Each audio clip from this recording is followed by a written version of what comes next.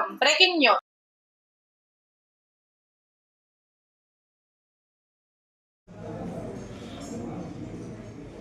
నేను అచ్చంపేట తహసీల్దార్.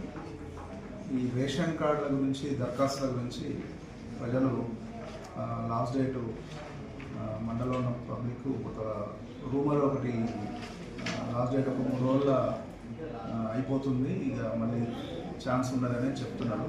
అటువంటి ఆదేశాలు మాకు ప్రభుత్వం నుంచి కానీ జిల్లా